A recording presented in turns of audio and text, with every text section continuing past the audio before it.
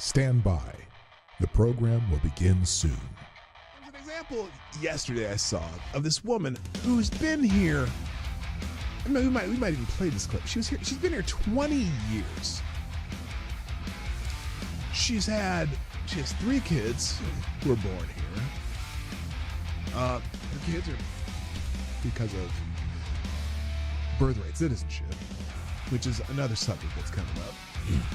And she never bothered to even try to resolve her immigration status. Not in 20 years. She has never tried to resolve her immigration status. Not through Republican presidents, not through Democratic presidents, nothing. And so now, she's worried about being deported because they put out the sob story of this woman. Well, that's not the average person they're even looking at right now. The average person they're looking at, crossed in the last 3 years, are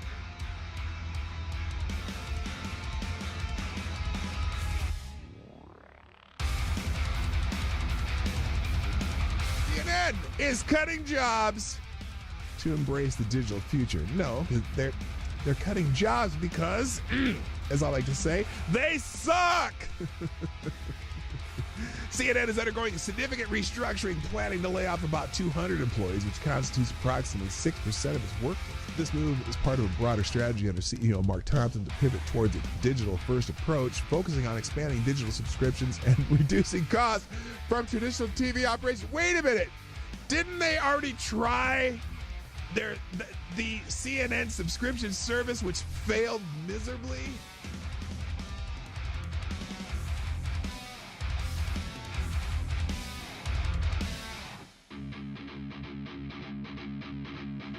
Which, if you truly have compassion for trans kids, you would allow them to all go through puberty, because 90% of kids who think they're trans change their mind once they go through puberty. That puberty is the fix for most of the problems. But you guys want the medicalization of kids and sterilization of kids and medical and surgical altering of kids who can't make that decision at 12 years old or 13 years old. Diablo asks, why is it when I try to show empathy and concern, people always misconstrue it?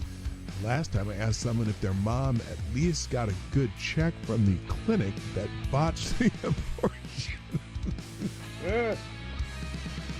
Oh!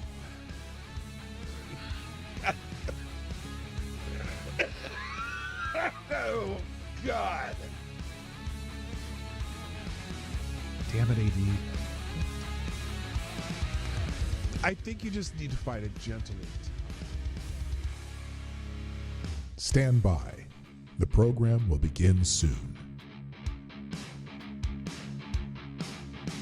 I would be willing to bet everything I own that submitting a 22-minute video montage that shows the most egregious acts of violence you can find from that day, when the defendant in question is on that video for only 6 seconds and is seen walking calmly, is highly prejudicial and a violation of the defendant's due process rights. The person was found guilty and sentenced to 19 months in prison. Now, it took 2 hours to read through all of the documents that were in the case file. Every motion submitted by the defendant was denied. Every motion by the defendant was denied. How often does that happen? And every motion submitted by the government was granted. They turned a trespass misdemeanor that would have resulted in a $50 ticket into 5 misdemeanors and a felony charge by charging the defendant with a statute that would have required the Secret Service to rope off the section he was in, which they did not. They also charged him with a statute that would have been required them to prove Mike Pence was in the building at the time he walked through that corridor. He was not. And they used an Enron statute that the Supreme Court struck down.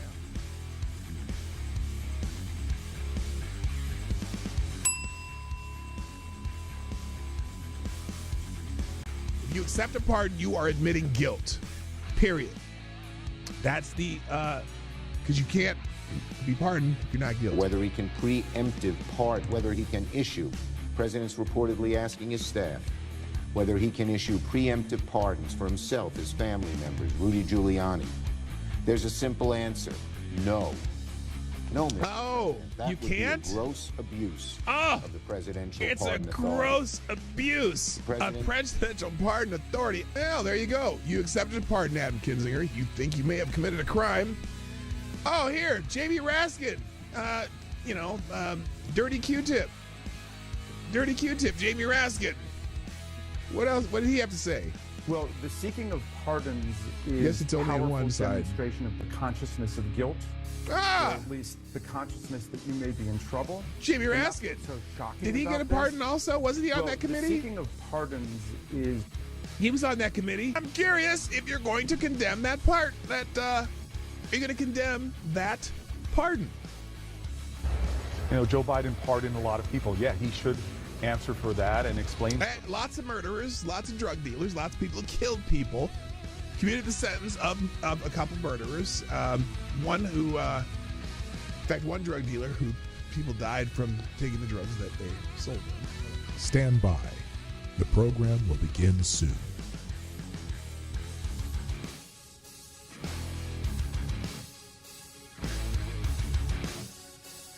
The Obama-Aniston rumors have gone wild.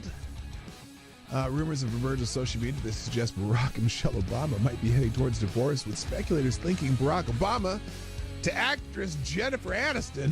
Those rumors have gained traction following Michelle Obama's absence from Jimmy Carter's funeral and the inauguration, and are based on tabloid stories and social media speculation without solid confirmation from the individuals involved. So far, they're still rumors, and I don't know why people are perpetuating them, but it is kind of fun to perpetuate rumors like that.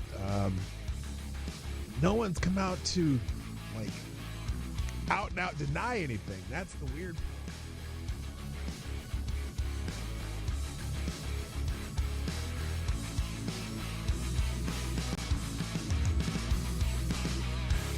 We should just take a deep breath and acknowledge the audacity. The audacity! Of a president who's so clearly concerned about his own criminal culpability. Oh my God, his own criminal culpability and his son's business dealings. I know that they're talking about Joe Biden, aren't they?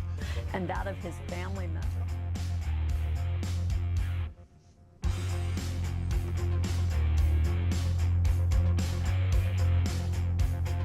Like the boy asks, are cats really soul suckers? Yes.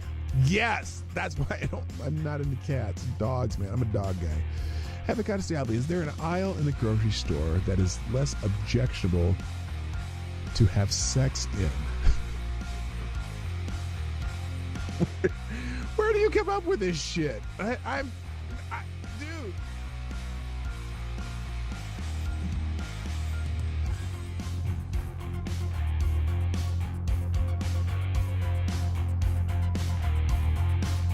Has done something no person in the world has ever done before.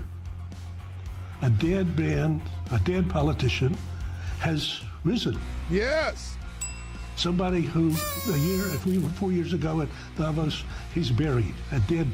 And I wonder how many people at Davos have been funding Donald Trump's demise that has failed. I wonder how many people at Davos, again, let me say it again.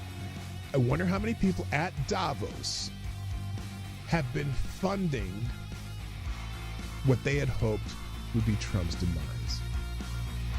But you there's a few of them there. And it didn't work, did it now? Didn't work now, did it? Politically known to me. He's now returned. This is the greatest comeback in political history of a politician. And then, therefore, he thinks he can do anything. The show every day on my show, if I put something on the screen or I'm talking about it or it's a topic or an article that I'm presenting in this show, I provide links to every single thing that I've talked about, and even more, the ones I didn't even get to, I drop them in the chat at the end of the show, and also I drop them in the description. So if you want to find these articles, they will be in the links at the end of the show.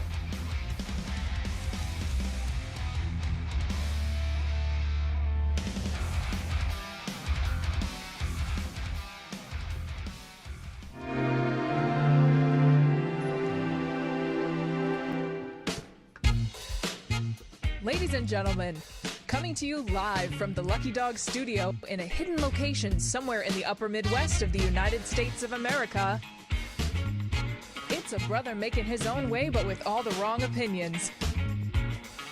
Welcome to the Morning Night Live with your host, the one and only P-Dog Night. Yes, it is. Let's go. Let's go. Good morning, everybody. Welcome to the Morning Night Live. I'm your host, Marty, also known as P-Dog Night on the internet. And welcome back to the P-Dog Night channel on this Friday. Happy Friday, everybody. The 21st of February 2024. One day before me and Lady Boomer's 32nd anniversary. 32 years, man. That's a long time. So if you're thinking about a gift you can give us, putting a $2.22 in the tip jar or $32, whichever you prefer. I mean, you know, we'll take either one. No, yeah, we're celebrating our 32nd anniversary tomorrow. We're not going to do much though. My wife's having a bout of medical issue, and so she can't eat very well, and so we're just kind of, who knows? We're going to chill. We're going to find something to do nice. Maybe have a nice evening at home. I might, cook some soft food or something. I don't know. We're changing our plans because she's not doing well. But we're going to just we're going to enjoy reminiscing on our 32 years together and maybe watch a movie. Who knows? Anyway, and beyond that, and Renee Miette, it's your 11th year anniversary. Well, there you go. Is it today or is it like the same day? Anyway, ours is, we got married on February 22nd, 1993, which predates probably the dude Tyler F. Or not Tyler F., Tyler Alexander. Wraith Dix, do I use Stream Deck? No, I don't use a Stream Deck. I have a mixing board and a couple other things here. So anyway, all right. Thanks for the question, though. All right, let's get into it. We got a lot of it's a lot of tidbits today. Plus, it's Friday Q&A, so I always run out of time because I need to do Friday Q&A. This Friday Q&A here is just ask me anything, and if you look through the list over there on the questions section, you'll see that some of them are not very serious questions, and that's okay. I try to answer just about anything. It could be a hypothetical. It could be about the current events. It could be about the news. It could be about me. It could be about Lady Boomer. It could be about just about anything. And I will do my best to answer it. Sometimes I may or may not make the questions more apropos for a viewing audience that may not include adults if you put something crazy in there. But I'll do my best to answer every question. So feel free to click that link. Also, if you haven't shared the stream yet, click that link at the top of the chat where you will go to. It will take you to my announcement of the show. Drop a let's go and a meme or a GIF, whatever, peanut butter, whatever you call it. And I appreciate that. That helps promote the show. So let's get it started by saying hi to the people who are here. First in the chat today, of course, Mr. Avocados Diablo gets the bell. Because that's what the first person gets in the chat of the day gets. They get the bell. That's the venerated. Is that a good word? Venerated bell. You get the bell because you're Johnny on the spot. Also, good morning, Kara Soldier, Sapphire Dragon, Mike Savage, Blarg, Renee Mayette's in the house. Let's see, TC. Hello. Good morning also to Lord Stanhope, Tyler F, Wraith. I'm trying to say this right. Wraithnix, I'm not sure if you've been here before, but welcome if you're new. And click the. By the way, if you're just happen in here, subscribe or at least hit the like button. Just do something. I don't know. Also, good morning to Tyre Alexander, the Scourge. So there you go. Oh, Tyler, you're okay. Wait, that whole thing went through. No, you were born in 86. Okay. So, it's, you predate our marriage. Good. I was going to say that means you're not ours, but we never know. Anyway, Lord Stanhope's in the house also. And I think I said that already, but I just want to make sure I don't miss anybody. Hit the like button, share the stream, all that stuff that you do. Let's get into some news. By the way, thanks to the people who have shared the stream and dropped a let's go. For example, let's just show you a few examples. Here we go. We'll start with Renee Mayette. Renee Mayette already did this and did a little Trump dance, let go, FLFG. Then there you got TC. Thank you for sharing the show. Somnambule Nation with a little, what's his name? I can't, every time I see someone, I go, oh, I know that guy. He's the apartments.com guy. Jeffrey Goldblum, that's his name. He's kind of a funny guy. Also, thank you, Mike Savage with the Let Us Go, Reaction Puerto Rico, and Will It Forge, and Mike Savage and Somnambule Nation all retweeting the show. Greatly appreciated. It helps to let other people know that we are here. So thank you for doing that. I appreciate it very much. All right, today is National Sticky Bun Day. I mean, oh wait, no. Oh no, wait, stop. No, not that kind of sticky bun. Oh yeah. Not that time. National Sticky Bun Day. Now I don't know if there's a technical, like, what is a sticky bun technically? You mean like caramel rolls or with pecans or something? I don't even know what a sticky bun necessarily is. All I know, it's a pastry that people have different definitions of.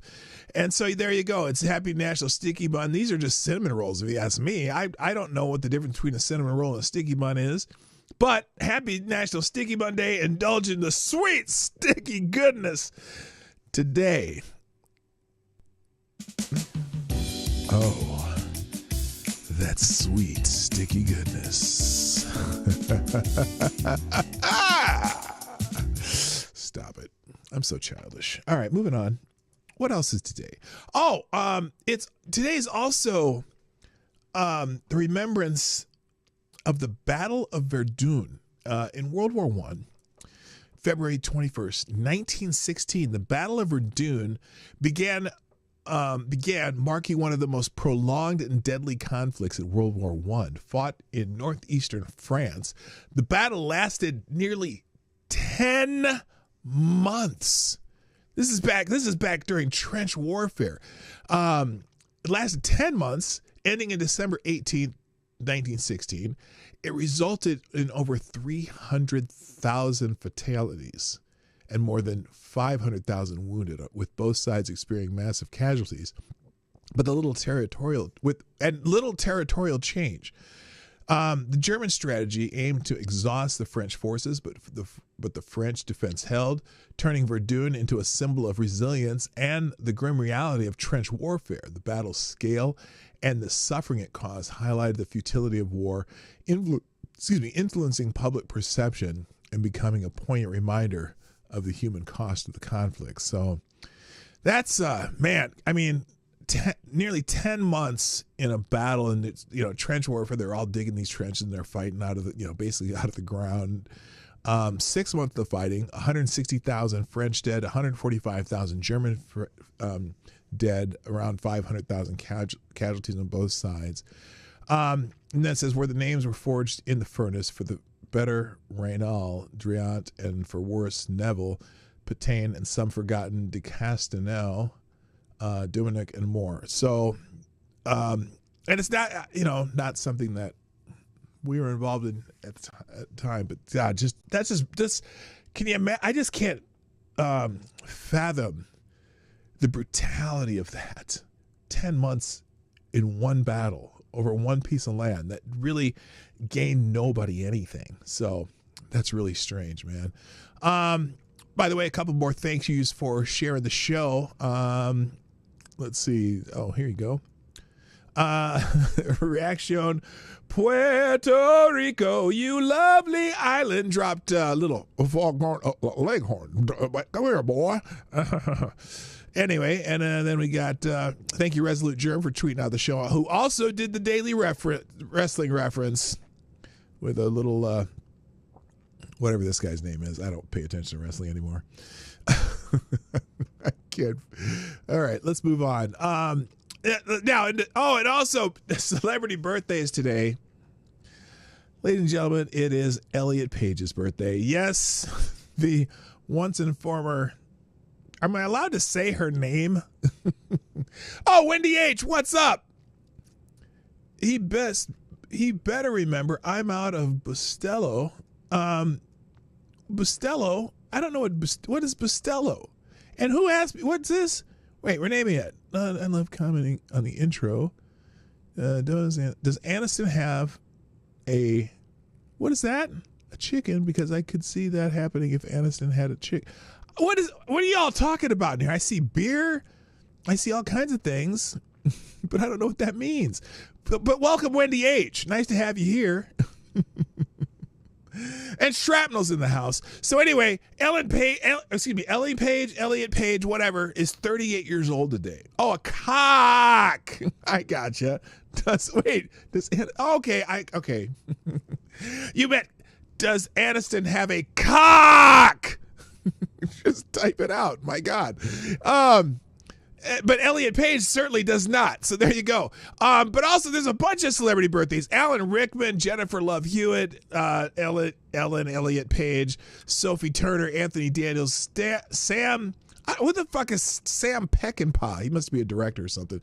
Kelsey Grammer, Scout Taylor Compton. No idea who that is either, but she's showing her cleavage. William Baldwin, Billy Baldwin, Ann Sheridan, Christopher Atkins, Ashley Green, William Peterson, Charlotte Church, and Jordan Peele. So those are the celebrity birthdays of the day. And yes, I did say cock. It's okay. It's okay. You can say it on this channel. In the news, yesterday the big news, as I was paying attention to it all day, and I X'd out. I said X'd out instead of tweeted out. I put a post on the app formerly known as X when Mitch McConnell. I was listening live when Mitch McConnell actually voted for Kash Patel to confirm Kash Patel to be the director of the FBI. And then about 10 minutes, 15 minutes later, the entire Senate, on a 51-49 vote, approved Kash Patel as the new director of the FBI. Now, as I look at some of the reactions to this on X, the app formerly known as Twitter, the top one here, which I find funny, who else would love to watch Kash Patel go after the corrupt Peter Strzok? Oh, that would be, that'd be like, oh yeah. But so anyway, Kash Patel was confirmed by the United States Senate, and here listen to this though. At the Black History Month celebration at the White House, President Trump had a bunch of his brothers and sisters at the White House celebrating Black History Month, and this is what it looked like when the people in the I don't know if you call it an auditorium, in the big ass room, found out that Kash Patel was confirmed by the United States Senate to be the new FBI director. Here's the scene at the White House at the time. Here at the Black History Month celebration at the White House. Oh yeah. And hey, Sharice is there. Everybody here, Kash Patel has been confirmed as an FBI director. All right, I recognize a few faces there. This is David Harris. I see. I know you got the receipts. I see Sharice over there. Motherfuckers accountable. All right. So anyway, there you go. A rousing bunch of applause. Hello, K-Shaw. What up, Kirsten? What's up? And also on my honorable mention list of favorite Canadians, Special K Acids in the house. Welcome. So anyway, now that Kash Patel is running the FBI, we need to know the names of each of these agents. They need to be fired and publicly shamed. We know they're feds, mask and matching khakis, total nerds. So these are those dickhead, what do they call them? What are these dickheads called? Patriot Front. I'm curious who these guys are. Now look, my guess is they're not all feds. I think they're more like, if you take that plot to kidnap, what's her face, Whitler, or they're in Gretchen Whitler in Michigan. I think it's more like that. They've got a bunch of guys that are maybe feds that are infiltrated in this group. And I don't know why. Nobody likes these guys. Nobody on the right likes them. Obviously, the left's not going to like them. These guys can, well, for lack of a better, for lack of any of analogies or, gentle ways to put it, they can fuck right off. Nobody wants these guys around. I don't know what they think they're doing. Anyway, so congratulations, Kash Patel, new director of the FBI. I hope that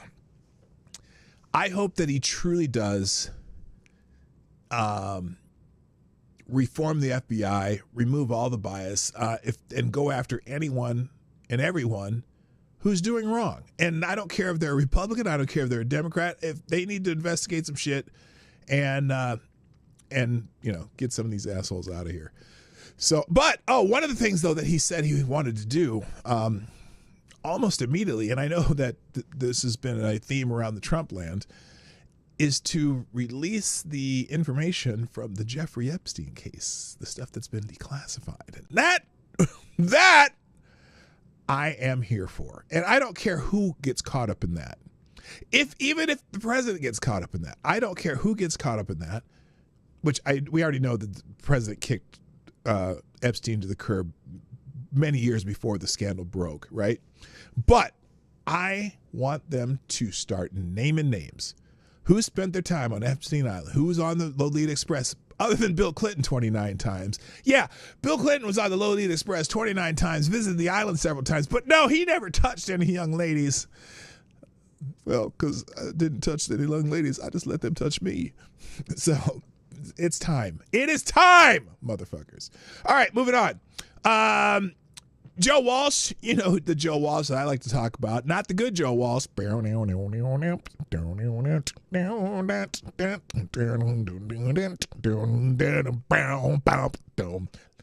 the life's been good to me so far, but the former congressman from Florida has been on X just bitching about Trump nonstop, 20 times a day, every day, and eventually sometimes he ends up on CNN.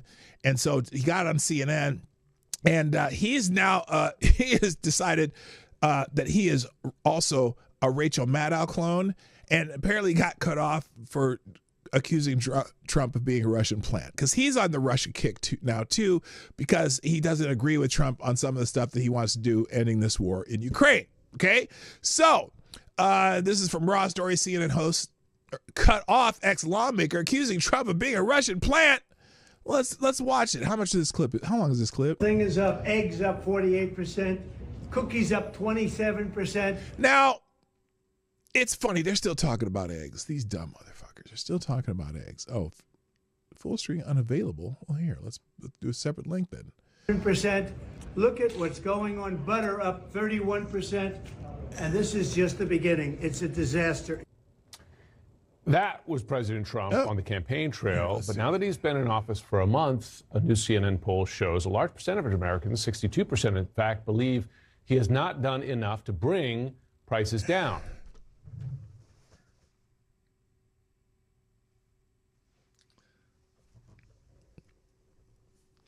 Seriously? Not done enough to bring prices down. Donald Trump's been in office for 31 days.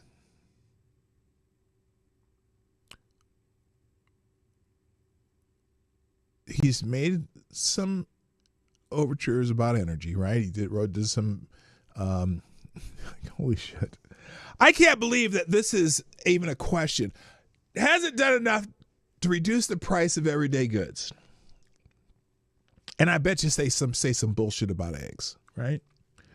Because, the 100 million chickens, whatever that the Biden administration did.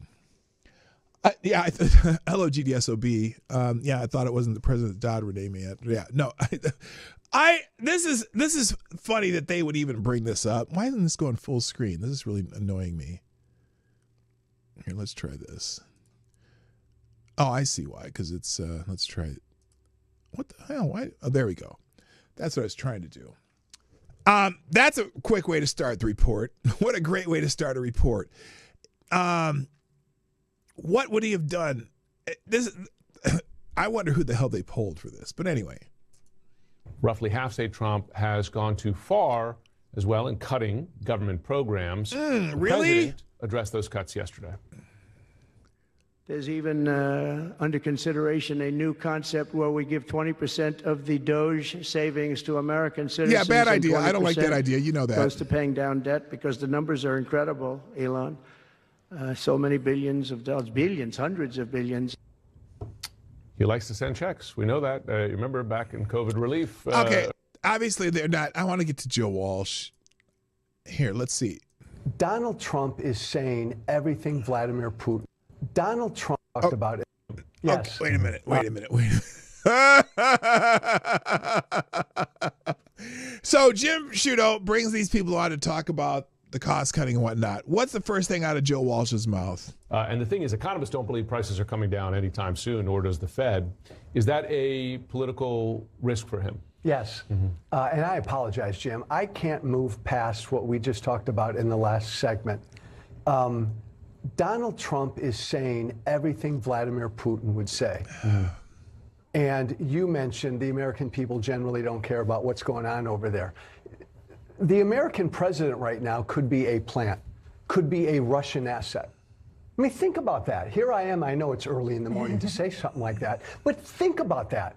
And if the American people don't care about that Putin might have something on Trump, that he's an asset, that... Motherfucker. We went through 3 years of investigation of this, and you're just still saying shit. You're still saying shit about Rachel Maddow. What the fuck? This guy, I get his shit on Twitter all the time because apparently I interacted with him once. So now you get all of his dumbass posts.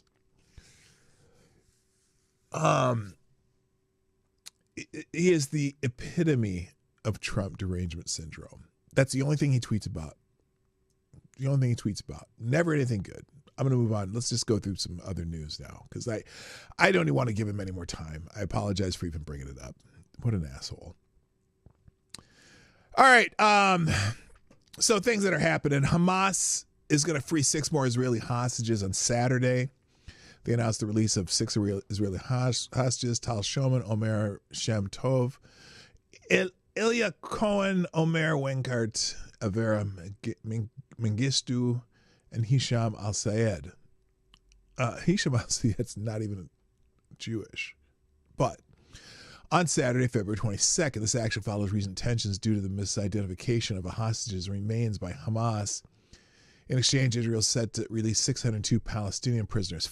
I don't even know why they're going to give up 602 Palestinian prisoners. Usually the prisoners they have are people who've done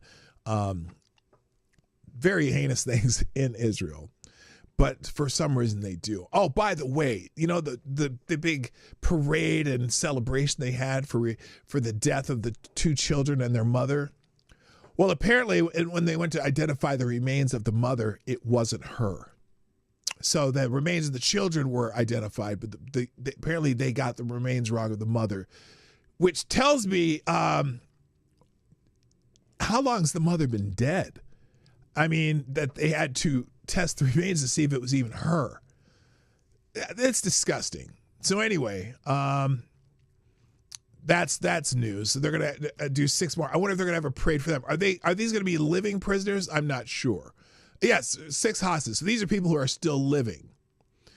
So that's in the news. Also in the news, a federal judge has upheld Trump's mass federal layoffs. The federal judge ruled in favor of the Trump administration allowing the continuation of mass firings with federal agencies. I wonder why. Is it because the federal agencies are under the purview of the executive branch, including the dismissal of approximately 6,700 IRS employees? Hell yeah! During tax filing season. Now remember, I'm going to guess that the vast majority of these 6,700 IRS employees were the employees that the Biden administration hired at the last minute, and they're going to try to add 67,000 but 6,700 are being laid off. Probably just I'm assuming they're in their probationary period. But the way that Grok aggregates these and summarize these, they summarize them based on people who are commenting on them. So this comment, approximately 6,700 IRS employees during tax filing season, is someone bitching about them doing it then. Anyway, additional layoffs occurred at the Transportation Security Administration and possibly the CIA. So here you go. Judges Christopher Cooper ruled that Trump can continue mass filings. Let's see if there's an article. And breaking federal judge rules that President Trump can continue mass firings of federal workers. Unions sued last week to block the administration from the firing federal workers and granting buyouts to employees who quit voluntarily. And here's Robert Reich right on cue, the little fucking midget dude. For every dollar the IRS spends auditing the top 1%, it can collect $13. For every dollar the IRS spends auditing the top 0.1%, it can collect $26. Laying off 7,000 IRS employees during tax season isn't about efficiency. It's about making it easier for the rich to evade taxes. Listen here, dipshit. So for every dollar it spends auditing the top 0.1%. So what is that? 3,600 people? It can collect $26. So how much do you think they spend auditing the top 0.1%? Because I know they audited a lot of small businesses, people who are not the top 0.1%, probably a lot more than the 0.1%. But whatever. Thank you to the judge. Now, I'm curious. I wanted to see if I could find an article so we could see who this judge is. And look, that's the talking point among the lefties. So here's one of the Krasenstein brothers. Breaking.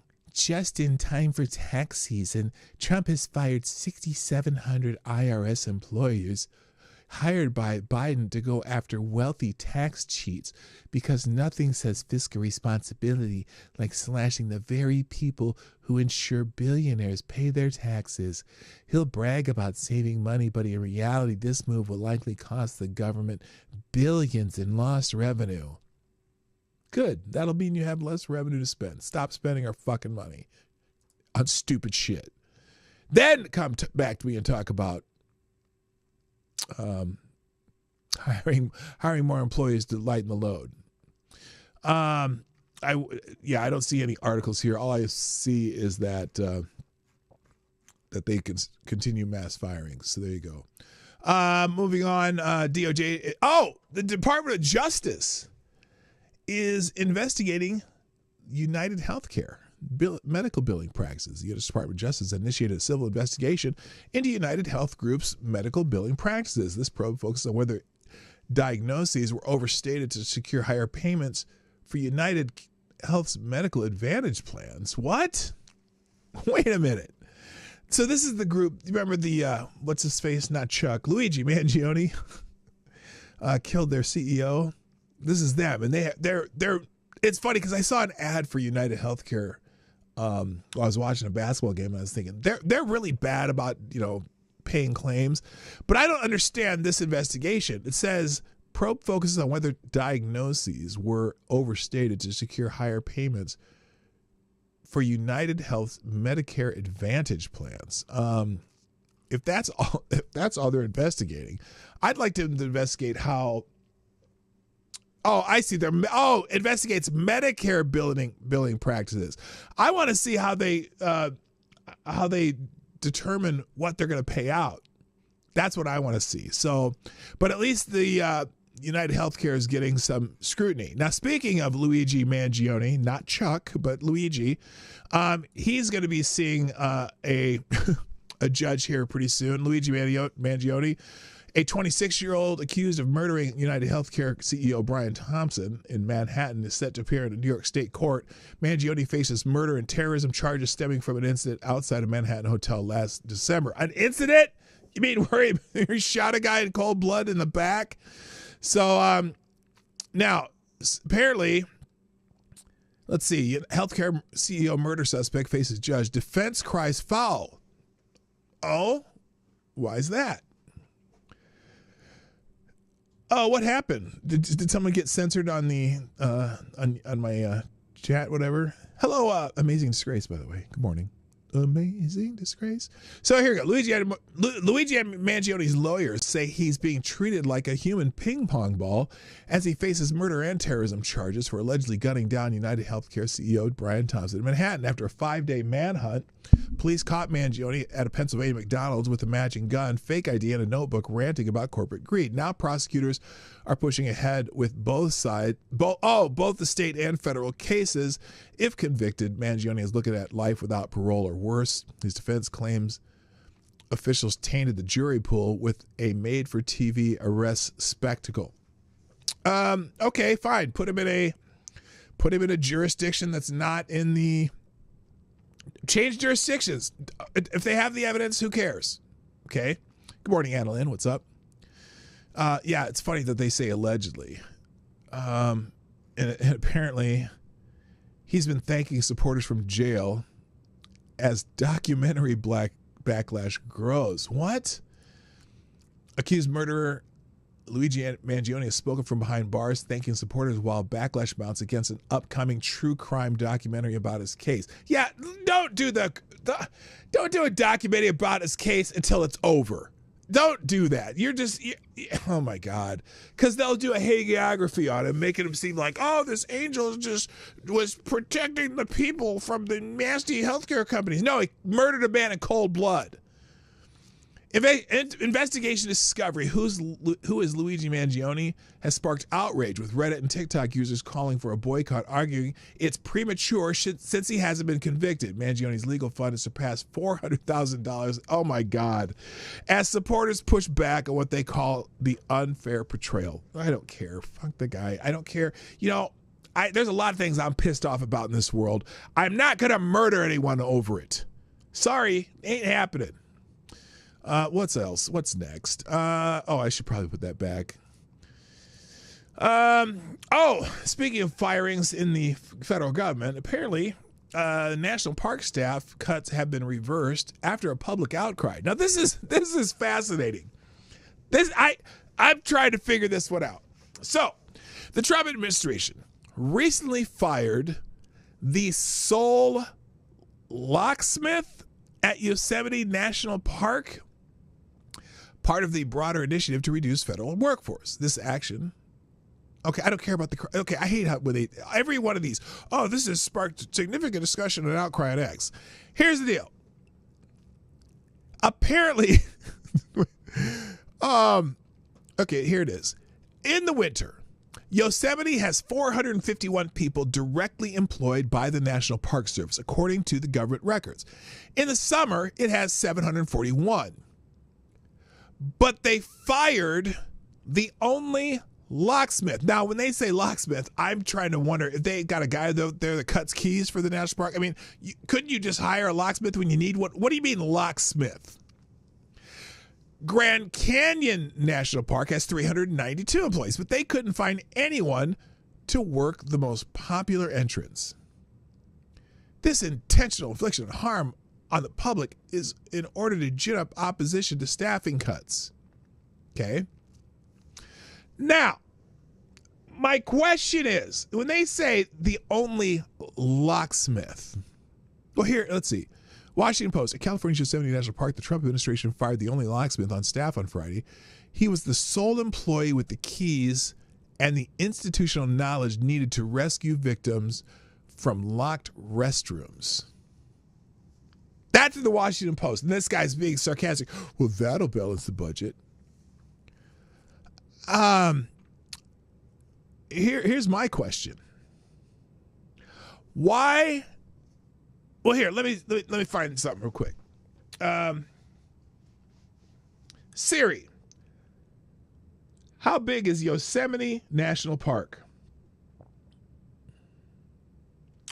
Yosemite National Park is 1,169 square miles.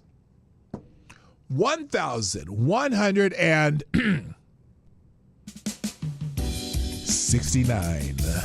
square miles. They have one person with keys for 1,169 square mile national park that probably has more than one. I'm going to guess. Okay, let's just take an informal poll in the chat. Do you believe that the Yosemite National Park that is 1,169 square miles, do you think it has more than one bathroom? Yes or no in the chat. Just yes or no.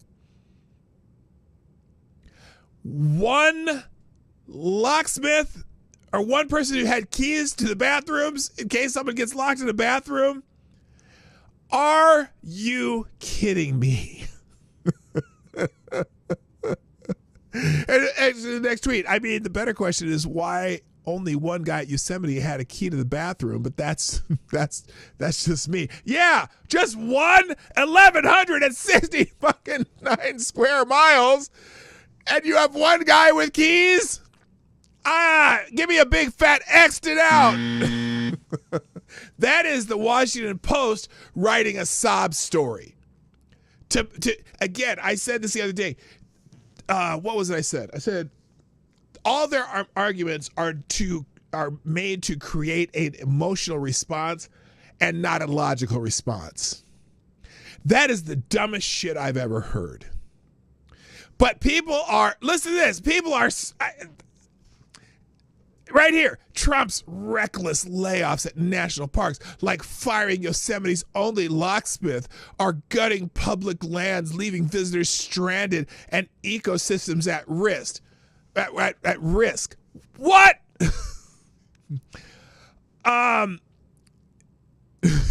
They have one person who can rescue people from the bathrooms at a park that's 1,169 fucking square miles. I think that's, talk about an efficiency problem. Hello, Anon 123. And pissed off Shih Tzus in the house. What's up? Couldn't play Trucker Zach. Nice to have you here. No need to pay me sig figures in case something happens, maybe once a year. How can you be so heartless? How can you be so heartless? And yes, that does. By the way, that's the other question. How many times do people lock themselves in the bathrooms at Yosemite National Park? Is it a special kind of like, is it like a, little tumbler system where you have special skeleton keys and you got to push 2 keys at the same time? Well, how do you get locked yourself in the bathroom? I don't know. This makes no damn sense. But people are all pissed off about it. Oh my God. At California Yosemite National Park, the Trump administration fired the only locksmith on staff. He was the sole employee with the keys to institutional knowledge. What was the park going to do if that one guy got eaten by a bear? Yes, that's the other question. What if he gets eaten by a mountain lion? Then I guess the people in the bathroom are just fucked. They might have to call somebody in town to come do the locks, to fix the locks. Why does the National Park System even have a locksmith? I can't believe this shit. Hello, T2. I'll be back. Holy fuck. And people, and listen, I mean, if you look on Twitter, people are bitching about it. Not thinking, well, what do you mean one locksmith? There's only one guy with keys to the bathroom? What if he's not working that day? What if does that guy work 24/7? Or is he on call? How does that work? Holy shit. Oh my God. To wait to enter Arizona's Grand Canyon National Park this past weekend was twice as long as usual after the administration let go 4 employees who worked at the south entrance where roughly 90% of the park's nearly 5 million annual visitors pass through. Well, hey, I got an idea. How about the management of whoever manages the people who are still working there? How about you reallocate the resources that you have left? Wouldn't that make sense? I don't know. It makes no sense, but all right. So there you go. That's the National Park staff cuts reversed. Next. Also, in European news, over across the pond, Germany is mulling a nuclear umbrella from France and the UK amid NATO concerns. Now, this is interesting. I found this interesting because Germany is a part of NATO. So when I read this, I was like, what does this mean?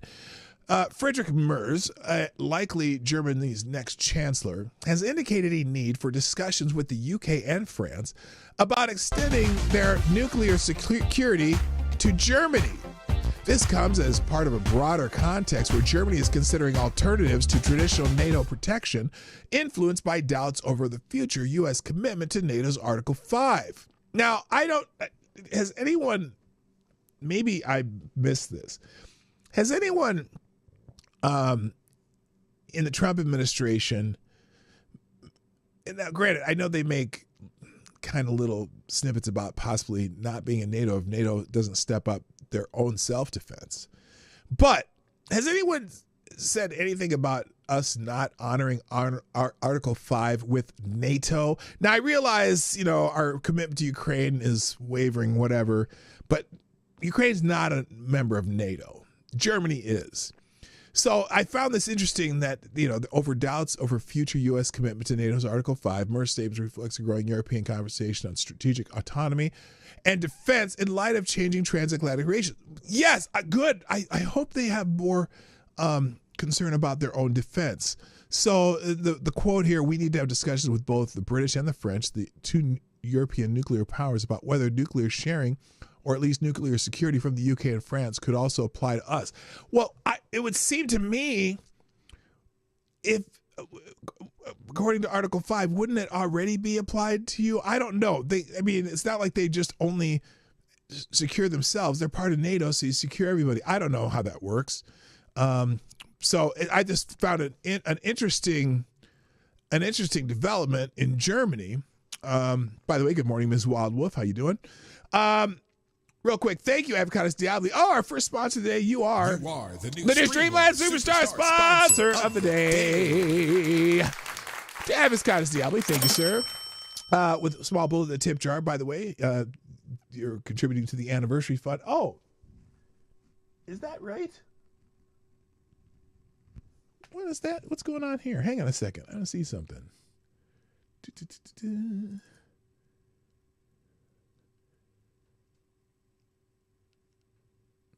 That can't be right. Oh, that's the new I thought I changed that. Here we go. Hang on. I got to fix something. I know I changed that.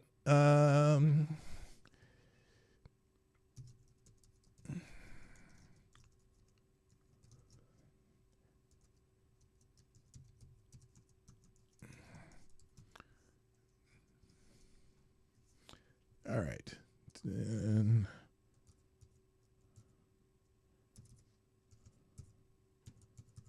I must have not done that right. There we go. That will make that just the goal for the day. If you want to contribute to the anniversary fund, there you go. And so now, 223 in the tip jar. Better question is, how dumb are people the Park Service hiring that none of them can figure out how to unlock a door if that one guy is not there? Oh, exactly. 100%. 100%. It's just so wild that everyone's bitch. Oh, they fired the only locksmith who covers 1,169 miles, 7 days a week, 24 hours a day. I don't get it. Hello, Tales of Gore, by the way. Nice to see you. Yeah? So anyway, that's the thing with Germany. So they're looking at stuff. And also France. France mulls a major military spending increase. Isn't that what Trump was asking for? I could have sworn that was something he was asking for. French President Emmanuel Macron is contemplating an increase in France's military spending from 2.1% to 5% of its GDP, as reported by France Info. This potential escalation in defense budget is being considered amidst concerns about possible withdrawal of U.S. military presence in Europe, and reflecting the changing dynamics of NATO's collective defense strategy. So France could be raising its military spending. I think, and I think France was the closest to the NATO goal of 3%. I think the NATO goal is 3%.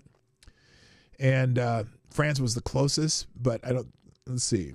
Macron wants to increase defense spending from 2% to 5%. 6% plus 3% equals 9% deficit. That's going to be an interesting discussion with the ratings agencies. But I think I think we just need our partners to step up a little bit. Not a lot, just a little bit, just to get to the spot. So that's interesting news also. All right, next up, what do I got here? Rand Paul apparently proposed a budget for the United States of America, and it has been rejected.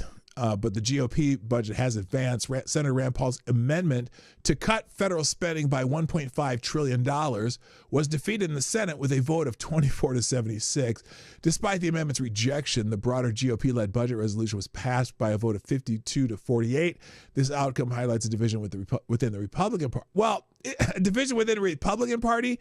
Well, yeah, some Republicans want to cut the budget more, and some Republicans want to cut the budget less, but they're all in favor of cutting the budget. So that means they're on the right track as far as I'm concerned.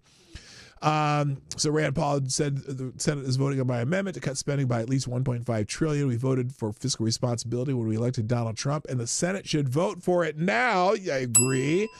But the amendment was defeated 24 to 76. Nothing has changed. Republicans praise Doge publicly, and then they vote for more spending when you are not paying attention. Oh, so maybe the Republican bill isn't reducing spending.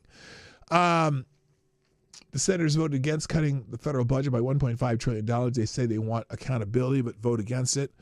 Who is the biggest hypocrite here? So they list all the people who voted against it. And then, let's see, that's not related. Senate border budget triumphs after all-night session with Trump-backed something. So, if they're not going to vote for Rand Paul's budget, I still expect them to be cutting. I still expect them to be cutting! On another note here, by the way, and in the thumbnail day, yesterday, Mitch McConnell announced his retirement. He will be leaving the Senate after 42 years. Oh my God. Oh my God. Oh my God. Here is Mitch McConnell announcing he will not seek re-election in 2026. Republican Senator Mitch McConnell is announcing on Thursday that he won't seek re-election. Let's see. Where is it? Oh, dogs in a broken machine. Okay, that's Alex Jones making fun of Mitch McConnell. There was a video of the announcement, but some speculation about who might be running for senator and out of the great state Kentucky. I'm sure Andy Beshear, the governor, is he the governor still? Probably will run. Some people are suggesting having Thomas Massey, someone who says, here's one person in Congress who deserves a promotion. It's Representative Thomas Massey. If he takes McConnell's seat, Kentucky would have the two best senators in the entire country. Let's make it happen. I wouldn't mind that at all. Yeah, McConnell did stab Trump in the back. Although McConnell did vote for Kash Patel. Also, look, McConnell's reign in the Senate, who he's been majority leader like 4 or 5 times, I think, and he's been in the leadership for a long time. He's been in the Senate 40 years. He's got 2 years left. The one thing he did, he finagled a way to get Trump 3 Supreme Court picks. And that's what Brooklyn Dad Defiant here is pissed about. I would like to send a heartfelt fuck you to Mitch McConnell as he announces he's not running for re-election. Few politicians have single-handedly done more damage to America than McConnell. Fuck you, you fucking fuck. So I guess not everybody likes him. In fact, I'm guessing that a vast majority of Americans are probably glad Mitch McConnell is retiring. I knew I was clapping when I heard it. Let's see. Breaking. Mitch McConnell will not be seeking re-election next year. Breaking. Representative Thomas Massey is rumored to be interested in replacing Senator Mitch McConnell. I wouldn't mind that at all. Yeah, apparently yesterday was his 83rd birthday, and that's the day he shared his decision. He had a speech. You might be able to find it in here, but I'm not going to waste time on it. Oh, here it is down here. I'll put a separate link to his speech. It was 2 minutes long, but I'm not going to play it because it's he's mostly just reminiscing about his years in the Senate, and I don't give a fuck. I'm glad he's not still in the leadership. Moving on. Let's see what else. So remember there was explosions on empty buses in Tel Aviv, but 2 days ago or yesterday. Was it yesterday morning or 2 days ago? Well, their time it's probably 2 days ago. Multiple buses in Bat Yam near Tel Aviv, Israel, were involved in. Now, I don't like how they. Well, this is a summary by Grok.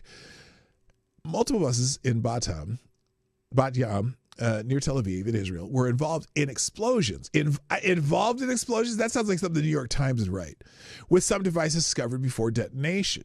The incidents took place overnight, targeting empty buses. Well, they weren't targeting empty buses. I'm sure that their devices malfunctioned. Targeting into official sources have not confirmed any group's responsibility for these attacks, and investigations are ongoing. So, here they have footage of one of the people who planted the bombs on an Israeli bus last night. This is him. Watch how he looks at the camera and then leaves the bag with the bomb on the seat, then walks out. 6 sick people. So 3 empty buses near Tel Aviv exploded due to explosive devices planted by Palestinians from Judea and Samaria. 2 more explosives did not detonate and had a note saying revenge from Turkarm. They were supposed to explode in the morning tomorrow. Dozens, if not hundreds, of innocent lives were saved because the terror attacks ultimately failed and the devices exploded on their own earlier. Thanks Hashem, it's a miracle. But the idea that, GD, no, probably not the IDF. Okay, the IDF would be much more competent if they were doing that type of shit, which they probably do not. So there you go. So, but the weird thing about it is that they're in the investigation, they found one of the guys. This is one of the guys who did it, who planted bombs, and it turned out to be a fail. But I just found it interesting the way they say that the buses were involved in explosions as opposed to the buses were blown up. Like if they're involved in explosions, you would think, oh, the buses drove over to the bomb making factory and, helped provide, parts for it. And so there you go. I don't know. Anyway. All right, moving on. Let's see. Oh, here's a good one. Now, I have an experience that is similar to this. That's why I wanted to feature this story. Five Guys, the burger place, and they have burger places in the United States, but they also happen to have them in Birmingham. I'm assuming this is Birmingham, England. I hope it's not Birmingham, Alabama. No, it's UK. Okay, so Five Guys in Birmingham, England has gone halal. And people are upset about the menu changes. Okay. Five Guys in Birmingham has altered its menu to become fully halal certified, removing bacon, hot dogs, and alcohol at the Fort Dunlop location. This change obviously has reactions. Now, how do you have a bacon cheeseburger at Five Guys with no bacon?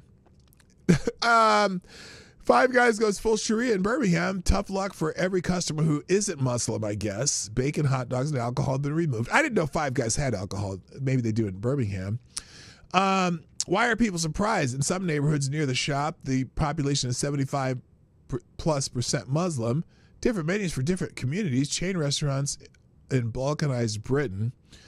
Now, the reason I found this interesting is because if you've ever been to St. Paul, Minnesota, there is a small restaurant called Mickey's Diner. And Mickey's Diner is a converted trolley car that they've put it's on the corner near 7th and something, where I used to work. In fact, it was right down to the building I used to work in.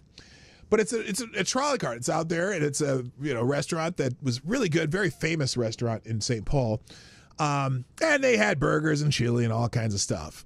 And I hadn't been there in a long, long, long time. And when my aunts came to town, we said, okay, let's go check out Mickey's Diner. We went down there, and I'm looking at the menu, and they had something called beef bacon. And I was like, beef bacon? And I didn't dawn on me. I didn't really look at, who was around there. So apparently it got bought out by some Muslim people, and it's a halal diner now. And it's like, oh, there's no bacon. I can't even have eggs and bacon. So it was really weird because it was a really good breakfast spot. I used to stop there every once in a while before I went to work. So, but yeah, so apparently Five Guys has gone halal. And it says, well, if the area is 75% Muslim, well, what about the 25% who don't give a fuck about whether or not it's halal? They just want a bacon cheeseburger, man. They got to drive farther away now. Here it is. Five Guys makes a major change to Birmingham store, and fans really appreciate it? Wait. X to doubt. Five Guys has made a Birmingham restaurant halal, one of only 5 in the country. Five Guys announced a major change at one of their Birmingham stores and have removed several items from the restaurant. The burger chain has made a decision to make its Fort Dunlop restaurant halal, and it's only one of 5 Five Guys in the country to use halal beef. In order to comply with being halal certified, bacon, hot dogs, and alcohol have been removed from the Fort Dunlop Five Guys. Five Guys said, our burgers use halal certified British beef that is prepared following specific practices, as like cruelty to cows, as required to become halal certified, whilst maintaining humane and ethical standards without compromising on animal welfare, according to UK and EU legislation. In order for the stores to be fully halal certified, we will not offer bacon, hot dogs, or alcohol at these stores. Well, fuck that. I'm not going there. In the future, we may look to introduce a halal certified hot dog. Oh, is that possible? I don't know. Anyway, Fort Dunlop, the Five Guys, is the only halal store in Birmingham. Other locations do not use halal beef and will continue to serve bacon, hot dogs, and alcohol. Yes! Yeah, do they have a kosher Five Guys? Anyway, Wahid Muhammad added, having worked at Five Guys for over 7 years, and now the Dunlop store is halal, had to do one. What? I don't know what that means.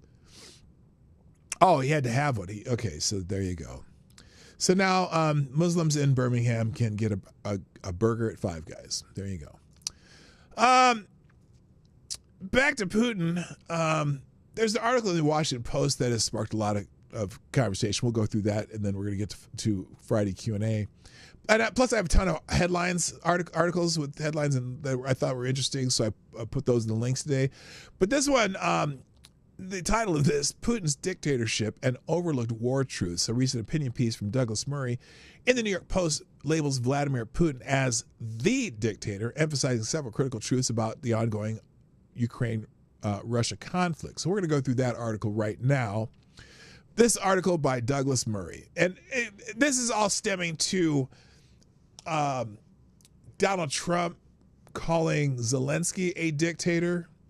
And I don't know if he was saying that. I don't know. I don't know what he was thinking when he said that, which other than the fact that Zelensky canceled elections, banned all opposition parties, and banned the largest church in Ukraine, which I can see as a little dictatorish. But Douglas Murray with the editorial in the New York Post. We're going to go through it. Mr. President, Putin is the dictator, and 10 Ukraine-Russia war truths we ignore at our peril. This has been a dizzying and disorienting week in international diplomacy, one with wild implications for Ukraine and the future of America's standing in the world and President Trump's legacy. Trump is absolutely right in wanting to end the bloodshed in Ukraine. The suffering has been appalling and the stalemate brutal. But in the furious mix of wild opinions this week from the White House down There are at least 10 truths that every American voter must hang on to. So we're going through another list of stuff about Ukraine here. We did one yesterday with Kurt Schlichter. Trump's rush to end the bloodshed. Rush to end the bloodshed. These are also the truths against which any deal will be judged and which will define him when the history books are written. To ignore them or not treat them with the gravity they deserve will also have enormous consequences for decades to come. Truth number one, Vladimir Putin started this war despite what Trump said days ago. Now, it just depends on what you consider the start of the war is. But yeah, the actual war, the actual incursion, absolutely started by Putin. The chain of events, this started a long time ago. Mainly when the United States helped overthrow the Ukraine government in 2014. But the actual war started because of Vladimir Putin invading Ukraine. Okay? By the way, good morning, Select a Boy. Yeah, boy! In February 2022, following a massive buildup on Ukraine's borders, Putin's army launched a full-scale invasion of Ukraine. There's no rational narrative outside of Russian propaganda that blames aggressive actions by Ukrainian President Volodymyr Zelensky or NATO that can justify such a military action. This came after Putin had already seized Crimea in 2014 and launched a war in the Donbas region in eastern Ukraine. And that doesn't include the other wars he started, like that against the tiny nation of Georgia in 2008. Trump is absolutely right that the war never had to start. I believe it is true that it wouldn't have started if he had been in the Oval Office. But it was Putin, not Zelensky, who started the war. Number two, Russia is fighting for conquest. The Russian Federation invaded Ukraine in 2022. Whatever you think of the country or its leadership, Ukraine is an internationally recognized and sovereign nation. Putin invaded in the hope of devouring the country wholesale. By contrast, Ukraine has absolutely no territorial ambitions in Russia. And remember, the brutality of Russians' actions, among multitude of depravities and war crimes committed by Putin's army, has been the abduction of some 20,000 Ukrainian children who wants to live in a world where the strong can simply devour the weak and kidnap the little children by the thousands. Why hasn't the U.S. put their release at the top of the list of negotiating demands? Number three, Ukraine is fighting for its independence. Most Ukrainians do not want to be a part of Russia. They do not want to be governed by Moscow. The vast majority want to live in an independent, sovereign country in control of its own future. Okay. Number four, Ukrainians are not Russians. Ukrainians and Russians are not one people, a single whole. As Putin wrote in a 2021 essay, he is also simply lying in his assertion that modern Ukraine is entirely a product of the Soviet era. No, that's not. There's a long history there. Ukrainians and Russians are two separate ethnic groups. They speak different languages and have distinct histories. Truth number five, Putin is a dictator. Putin has ruled Russia with an iron KGB fist since coming to power in 1999. He has ruthlessly quashed independent media, ended free and fair elections, crushed the civil society, and killed his political opponents. And not just inside Russia, but around the world. People who live inside Russia and express any opposition to the war are imprisoned. Truth number six, Zelensky is not a dictator, a political outsider. Zelensky won the 2019 presidential election, which was relatively free and fair. He has a 57% approval rating, not the 4% Trump claimed. Unlike in Russia, Ukraine has vibrant independent media that holds the government to account. Not anymore. It did before this war started, despite claims to the contrary by internet swamp creatures and Russian bots. Oh, now you're Russian bots. He did ban opposition parties and did not have elections, though. Many Ukrainians freely criticized the government's conduct of the war. While Britain was fighting for its survival against the Nazis in the 1940s, it too did not hold elections.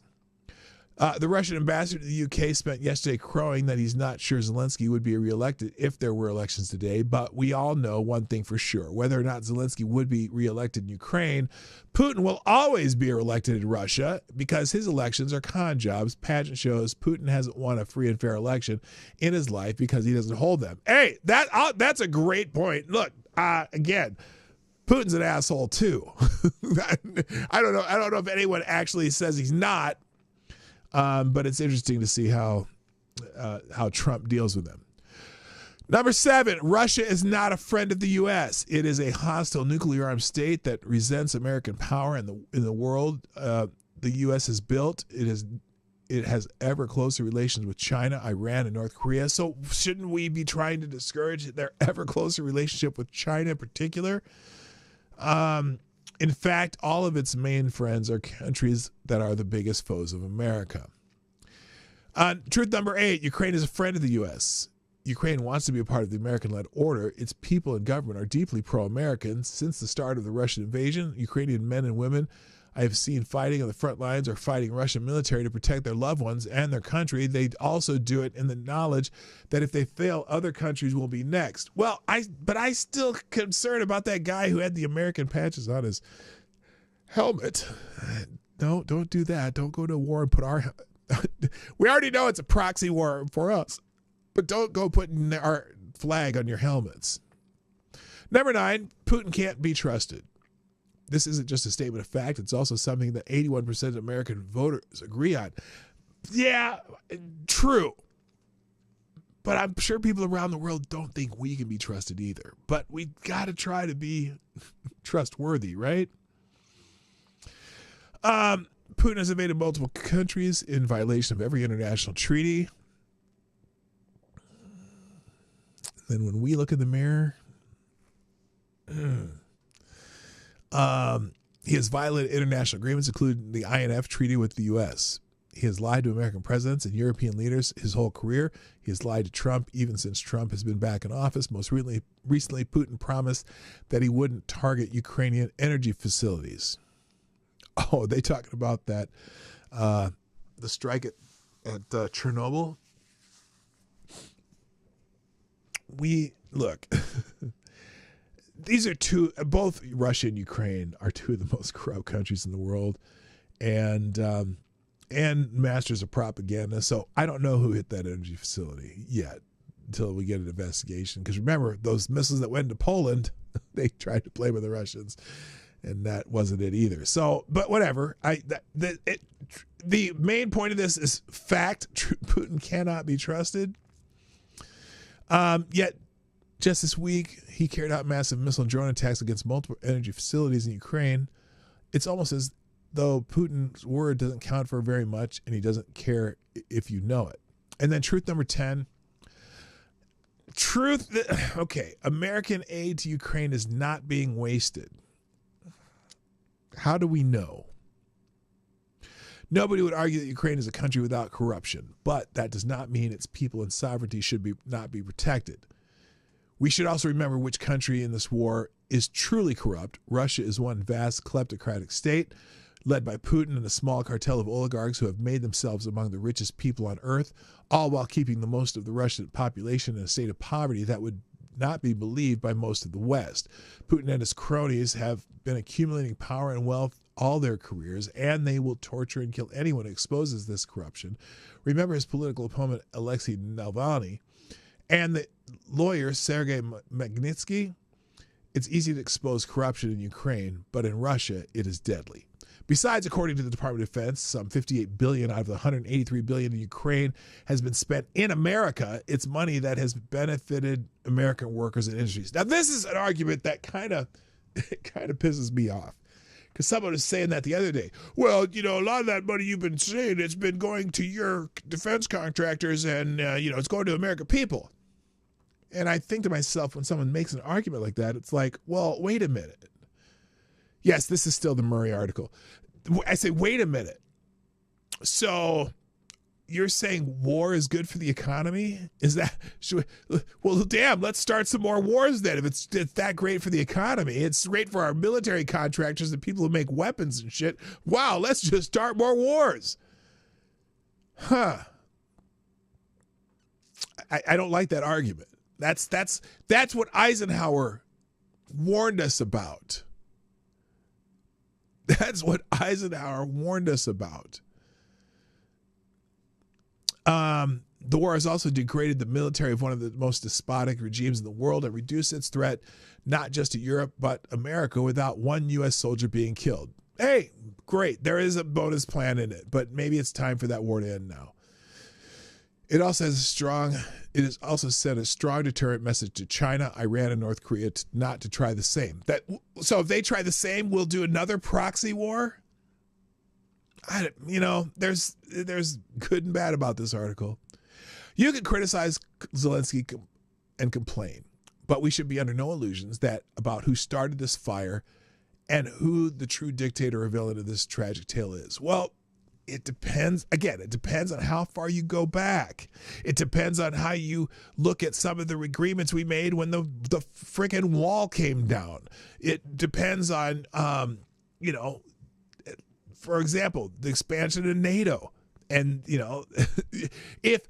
by the way, someone said, I saw someone doing an interview about this, and someone said when Putin was beginning to amass forces on the border of Ukraine, I think it was Jake Sullivan, who eventually admitted that, said, well, if he would have just out loud said, Ukraine will never be a part of NATO, that this war could have been avoided. I can see why that might be true. But it's not like all of this conflict started in 2022.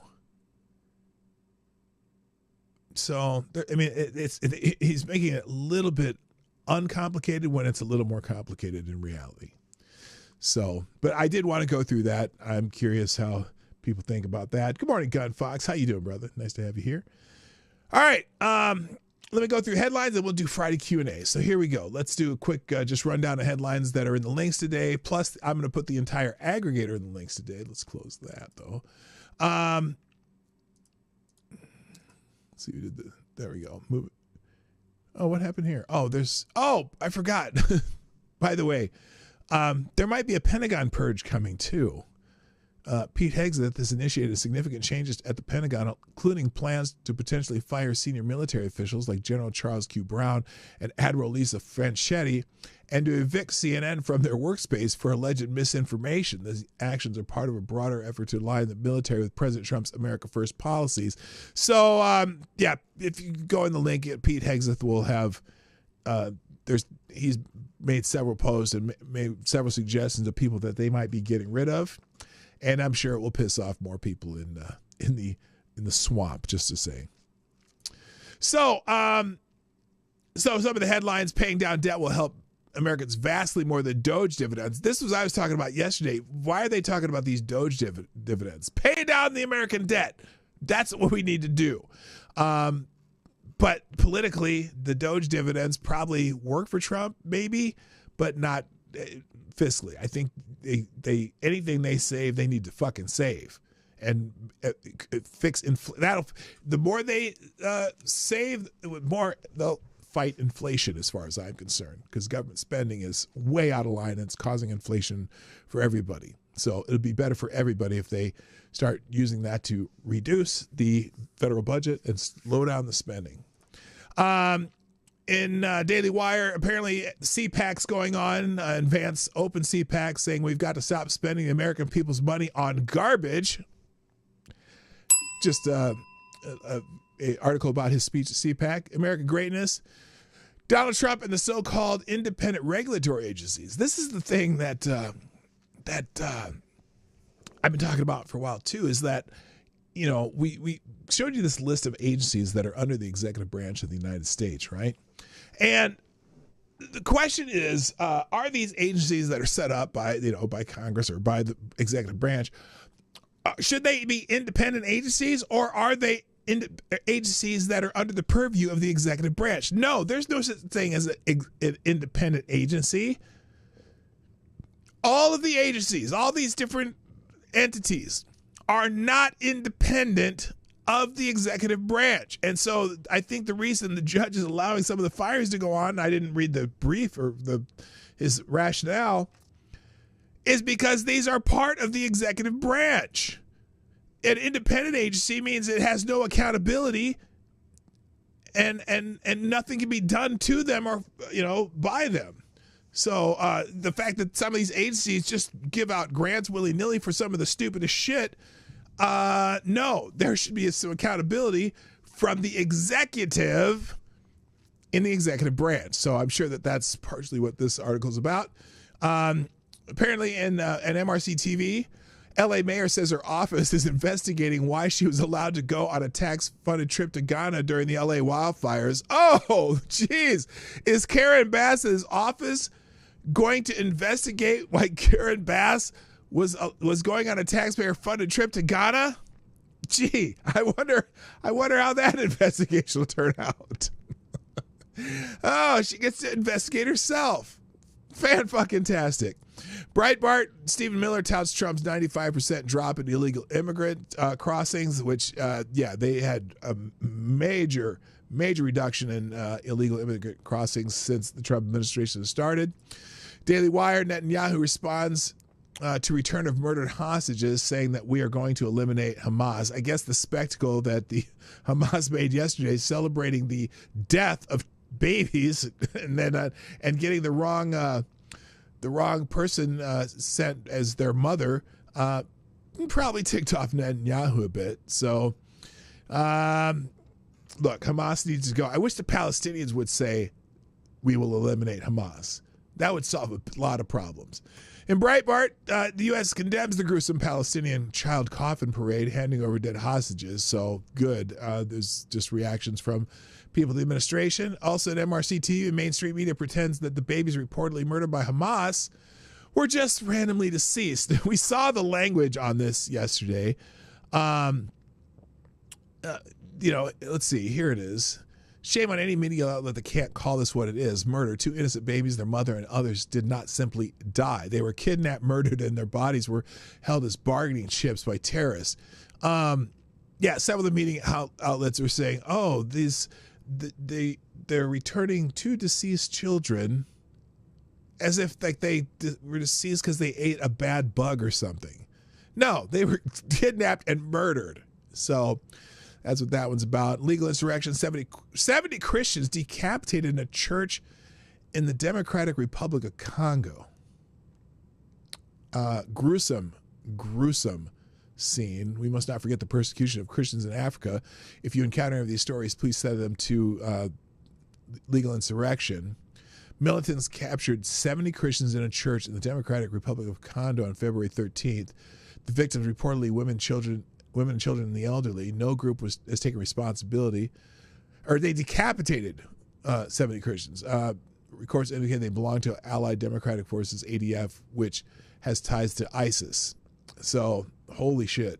And will there be an outcry about that in the United States? Probably not, because, protected class did the dirty deeds. So, there you go.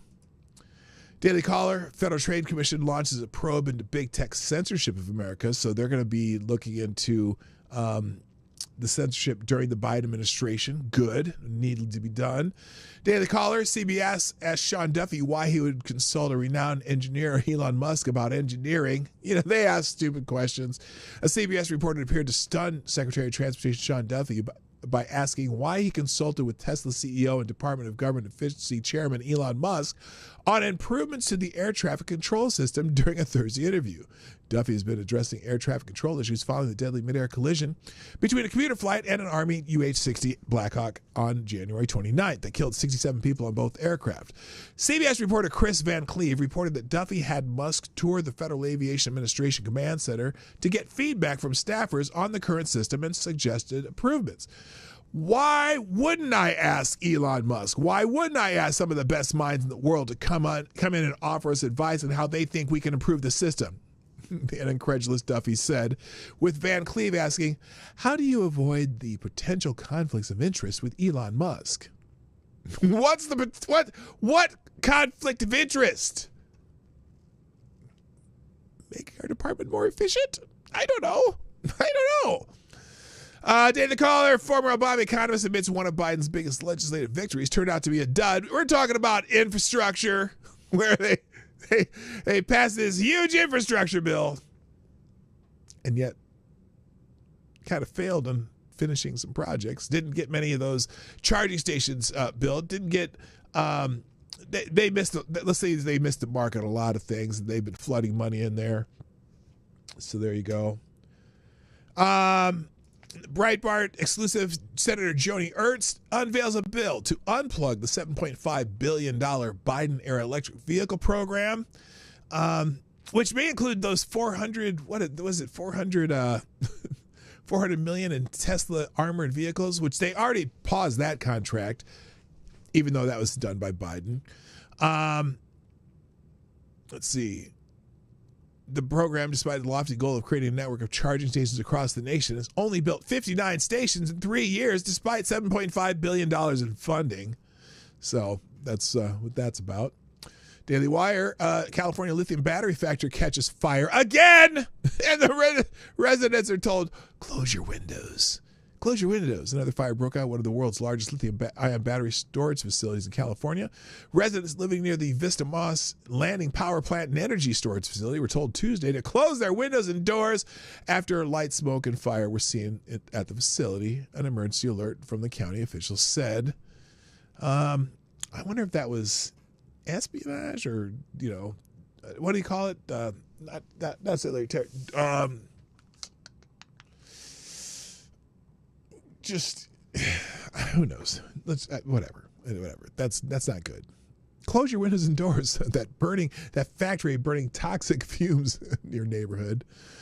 In the Washington Free Beacon, serious conflicts of interest. Biden EPA official oversaw $5 billion in grants to his former employer. Jahi Wise joined George Soros Foundation shortly after disbursing the funds. The senior Biden administration official tasked with directing former President Joe Biden's $27 billion climate grant program oversaw a $5 billion grant from the program to his former employer. The Washington Free Beacon has learned Jahi Wise joined the Environmental Protection Agency in December 2022 as the founding director of the newly created Greenhouse Gas Reduction Fund, or this is the same one that gave Stacey Abrams a bunch of money too. Her group. So it seems like they're awarding grants to their friends. I wonder how much that goes out in salaries. Just curious. So you can read that one. In the Federalist, apparently an official admits the Department of Education is spending tax dollars on illegal aliens and dodging DOJ oversight. This is another one. Is this a James? Is this James O'Keefe? No, it's Project Veritas did this one.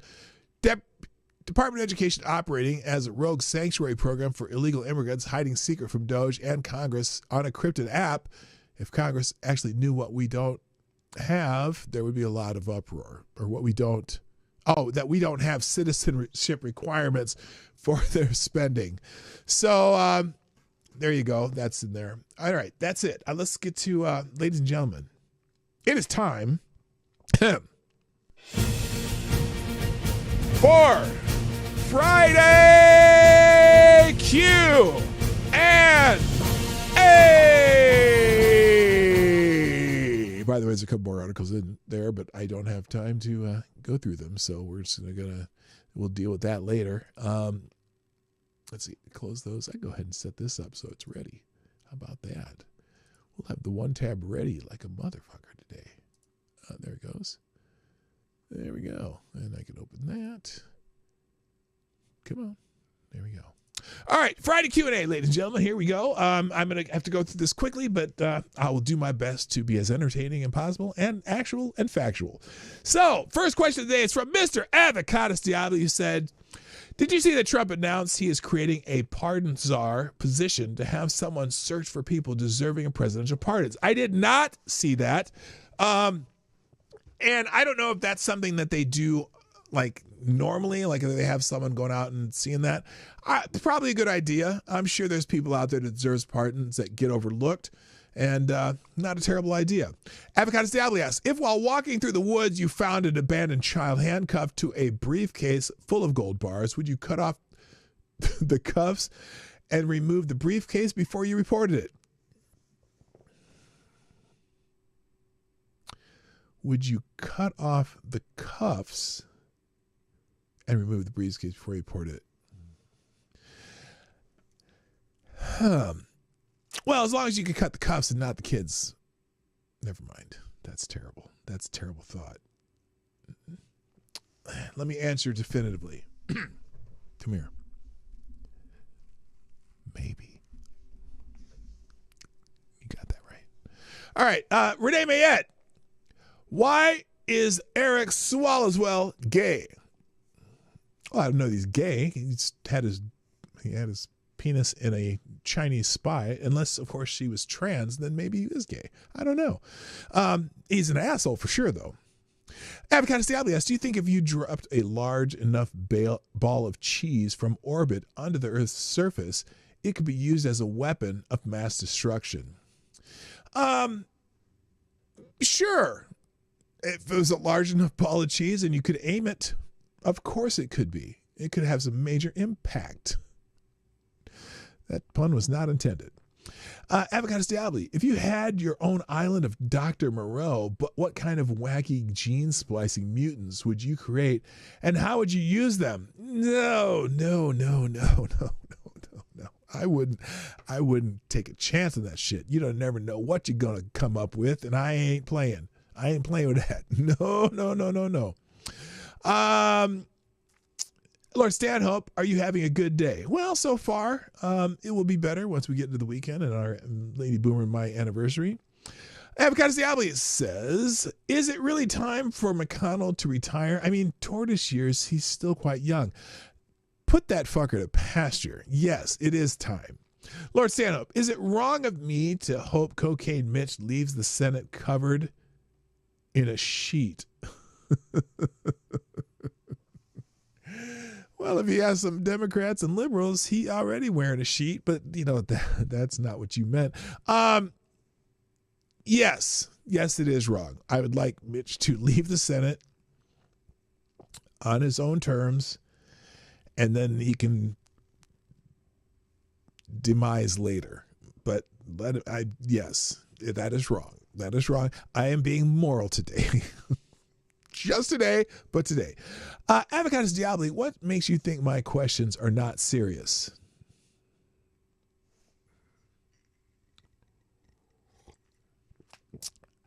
Next question.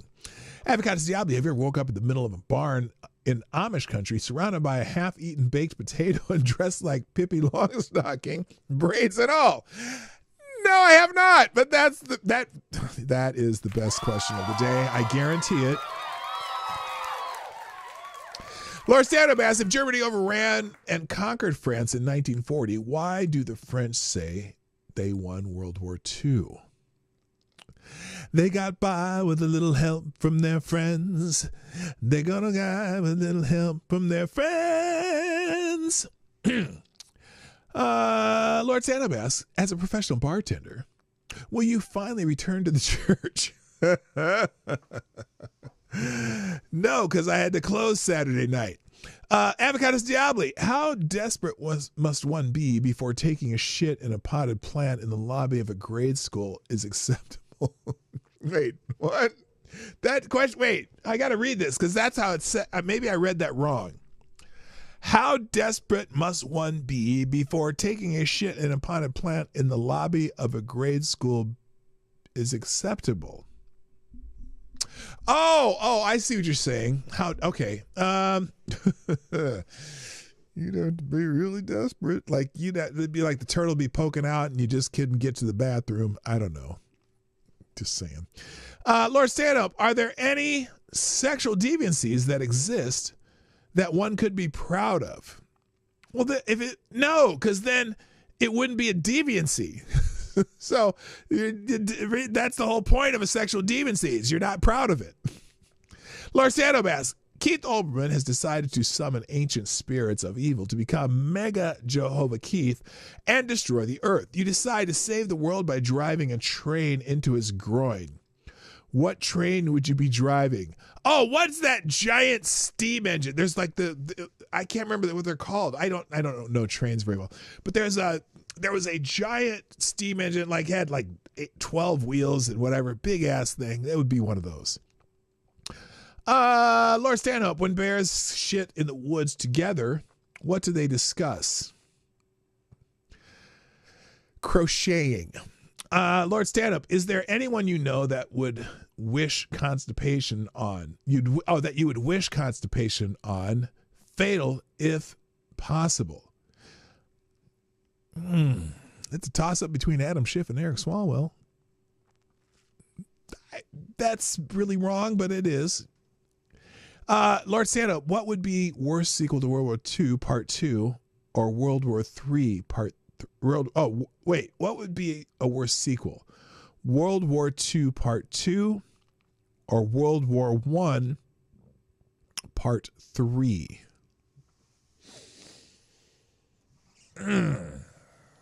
Well, if you're... all war sucks. Okay, let's just put it that way. World War I, though, with the trench warfare and shit, that'd probably be worse. More harrowing. I mean, I guess it's all harrowing, but whatever. Avocados Diablo, why would France increase military spending when your military strategy is to surrender? It seems like it should be fairly cheap. All I can say is good point. You got a point there. There you go. Lord Santa, mint julep or whiskey sour? Oh, mint julep any day. I mean, I'm not big on sours. Like if I'm going to drink whiskey, I'm going to drink neat or maybe with Coke occasionally or with ginger ale, something like that. But no, I'm not a whiskey sour guy. But I do love me a good mint julep. Ooh, tasty. Kentucky Derby, baby. Lord Stanhope, if an 83-year-old can perform a job at full function, how difficult is said job? Well, it depends. Now, look, the job, if the job only requires you to be able to think, some people aren't very good at thinking and understanding policy. So, it's a toss-up there.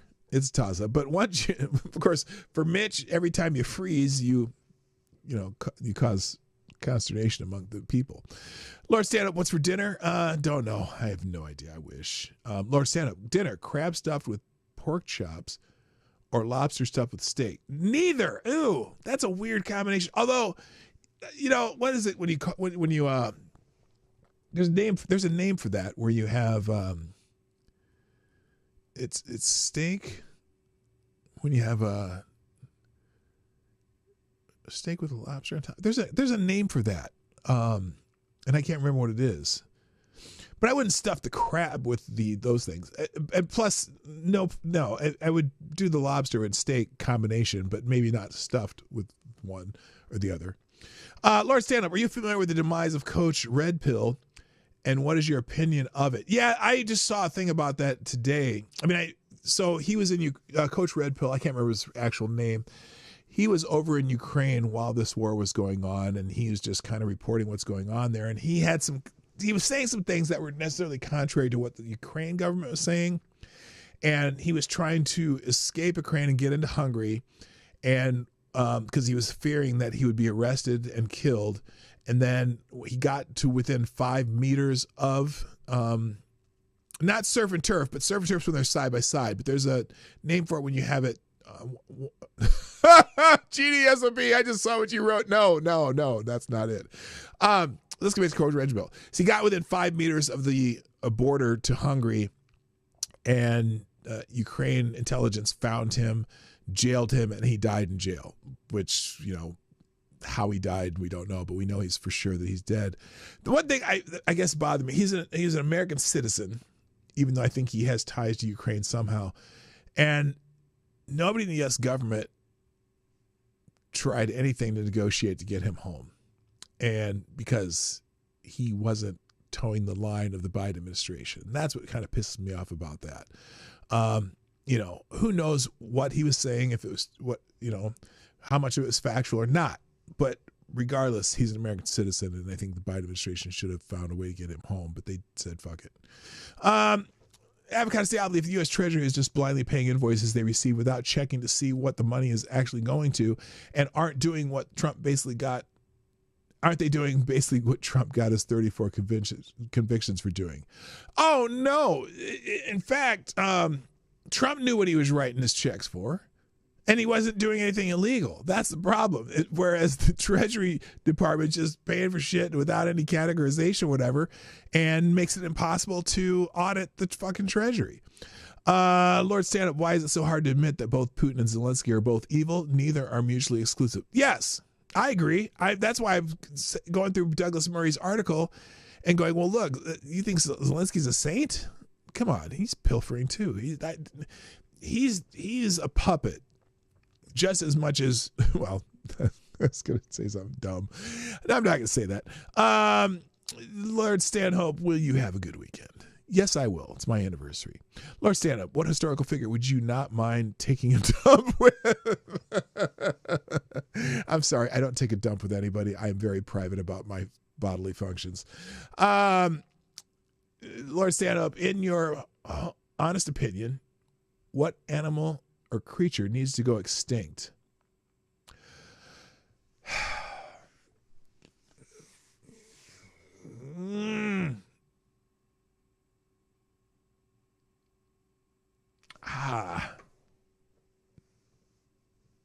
Oh, Delta smelt. Avocado Diablo, can you reenact a moon landing using only sound effects? That's a trick question because we never landed on the moon. Shh, don't tell anybody I said that. It was a simulation. We probably did land on the moon, but what we saw on TV in 1969 when I was watching it as a kid, that shit was fake. They reenacted it. But I do believe we did land on the moon, but that was not it. There's too much evidence that was not it. Okay, let's see. Holy shit, there's a lot of questions left. How much time do I have? Okay, I got time. I did this well today. Okay, here we go.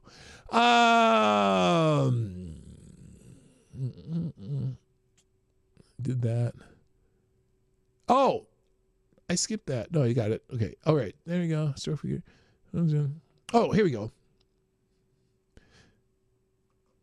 Jethro Hetero asks, how long do you think it will take for the super left to accept all the winning from Elon? Or are they permanently brain damaged? Oh, they were brain damaged before. They were already brain damaged. What I think they don't realize is that what is happening right now is actually popular. And the left thinks they're still in power, or they think that they are entitled to the power that they don't have. And so my biggest concern regarding politics right now is that they somehow get their grassroots out for the midterm elections. I think we need, the people who got all the GOP out in various places around the country need to be working to get everyone who voted the way we voted. We need to get them out in the polls in the midterms and not have that normal flipping of seats to the opposition party. Because one, in the House, we cannot afford that at all. And the Senate, it's pretty close. I think the Senate is still, I think the seats that are up still favor Republicans. We could gain seats in the Senate, but we cannot afford to lose the House. So, we got to get the Scott what's-his-face out there and all these people out there and actually we should to get record turnout for Republicans in the midterm elections. Now, the nice thing right now is, which is rare, is that there are more registered Republicans than Democrats for the first time in decades, many decades. So that could help, but still, midterm elections are very important. Lord Stanham asks, have you ever went to a store after Valentine's Day and bought up all the half-price candy to pig out on chocolate for the next 3 weeks? Are you telling me a story or asking a question? I think I did one time buy one of those like hearts of, chocolates one time, but not for 3 weeks. Bought one part because it was like half price. It's the best time to buy candy, to be honest with you. I'm not a big candy person anymore, but yeah, not for 3 weeks though. Lord Stand-Up, what's more appetizing, a unicorn steak or a Pegasus burger? Oh, a unicorn steak. It would be just magical. Lord Stand-Up, what sauce would you use on Pegasus wings? Pegasus wings? Oh, there's only one sauce for wings, and that is Frank Red Hot mixed with some butter. That's the original buffalo wing sauce. That's it. Then now there you go. That's all. Avocados Diablo, do you think that reporter that asked Duffy about getting advice from Musk would have rather seen them ask that locksmith that got fired for advice on air traffic control? Probably, because that would have been a federal employee giving advice to another federal employee. Yeah, that's so stupid. Lord Stanhope, what would Stacey Abrams have to do to be cute?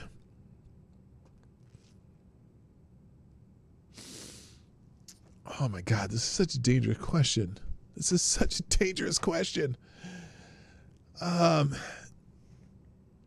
Many months on a treadmill. Okay, moving on. Ms. Wildwolf, what is your favorite? My favorite. Was that supposed to be knowledge? Oh, I think because you got Marty typing fingers. the letters got screwed around. What's my favorite knowledge? Is that what you're asking me? I'm not sure. My favorite knowledge?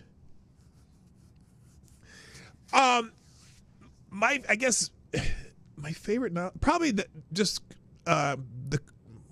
knowing how to cook, like having cooking skills. That's my favorite knowledge because I love food, but I don't like bad food. So I'm glad that I know how to cook. Select Boy says if you have a wrestling finisher, what it would be called? The Big Drop. I don't know how to explain it, but it would be called the Big Drop. Select Boy asks, if Country Roads took you home, why did they only take you to West Virginia? That's a damn good question. Because I've been to West Virginia like 3 times, but it's not my home. I wouldn't mind going there, but if it's Country Roads only taking me to West Virginia, I'm kind of screwed because Minnesota's a long damn way away from West Virginia. So that's a damn good question. We need to figure that one out. Lord Avocados Diablo asks, you aren't drinking that awful leaf juice this morning, are you? Oh, tea. Yeah, I am drinking tea. This is ginger lemon tea with some honey and a little extra fresh lemon in it. It's delicious. I know I should be drinking coffee, but you know. Avocados Diablo, if you were in a criminal gang that was going to rob a bank dressed up as like mascots from sports teams, which ones would you pick? Oh, this is pretty easy. See, being that I was a cheerleader in college, we also had mascot camps at our college camps. And so mascots costumes, most of them are not very good to be mobile in. However, the Penn State Nittany Lion, very good costume to get around in. And then, and also Goldie, the Golden Gopher from Minnesota, very easy to get around in. The helmet, the hat actually attaches to your head so it doesn't fall around, so you can see out of it really well. It's got to be something that you can get around in. So, oh, and the Wildcat from Kentucky. Those are the 3. Those would be the best ones. Look it up. Let's see. Selected Boy, what's the strangest full name you've ever heard? John Jacob Jingleheimer Schmidt. Oh, you mean like a real? My full name is weird. I'm not going to get into it though. Avocados Diablo, what was for dinner 2 weeks ago last Thursday? I believe Lord Stanhope's getting trolled. I have no fucking idea. Wait. 2 weeks ago last Thursday. Was that when we went to Denver? That was when we went to Denver. 2 weeks ago last Thursday. 2 weeks ago last Thursday. What did we have the night before we flew off to Denver? we went to a restaurant in my town and had butternut squash soup, and it was delicious, and some rolls and some wings. Ha! I knew what it was. Avocados Diablo, can we start calling surf and turf moo and gurgle? Knock yourself out.